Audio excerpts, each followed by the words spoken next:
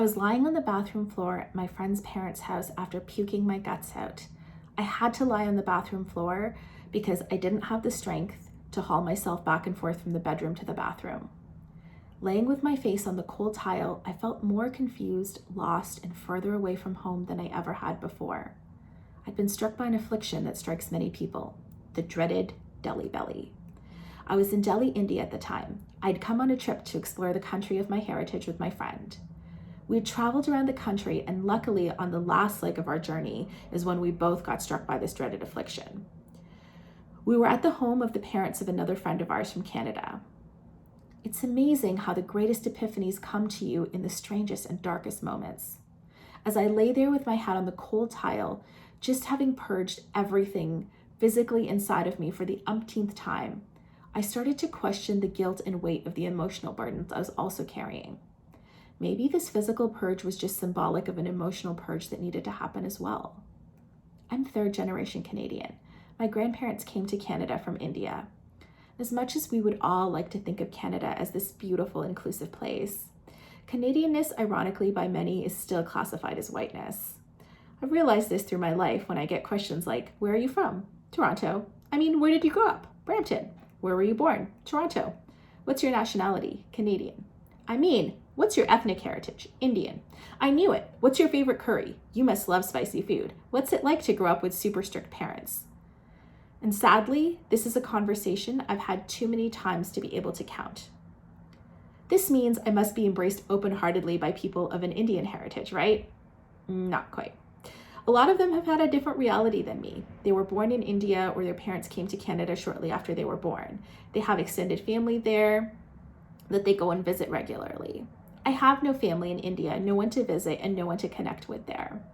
This has left me with cultural gaps about my ethnic heritage, which has invited judgment from people who share that heritage. It felt like my life had been this giant game of make-believe, just trying so hard to fit in somewhere. This trip to India had been about trying to learn more about my heritage and understand myself better. My friend and I had come here for another friend's wedding and decided to take the opportunity to travel around the country. I had imagined a magical trip where I would connect to the land of my heritage. It didn't go quite as expected. I felt more ostracized and judged than I ever had before. The people here looked at me like a foreigner with a lot of disdain and judgment and talked about me in front of my face, not knowing that I could understand them. Ironically, they graciously welcomed my white friend who I was traveling with and revered her whiteness as much as they judged me. The whole trip went awry, leaving me feeling more frustrated and confused than ever before, culminating with me lying on that bathroom floor. That's when it came to me. Maybe what I really needed to purge was the idea that I needed to fit into some box, an external image that fits someone else's idea of who they thought I should be. So I purged up the guilt for not fully understanding my heritage. I purged the shame I felt from the judgment of others. I purged the self-hate and judgment I had against myself.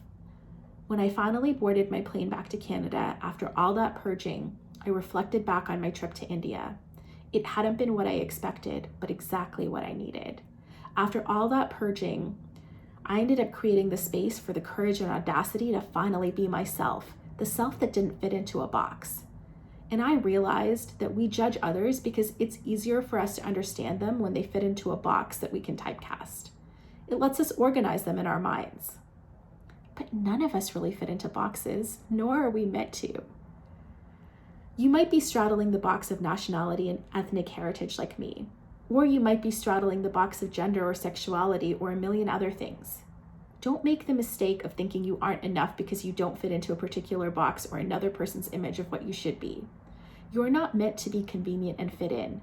You're meant to be audaciously, boldly, uniquely you.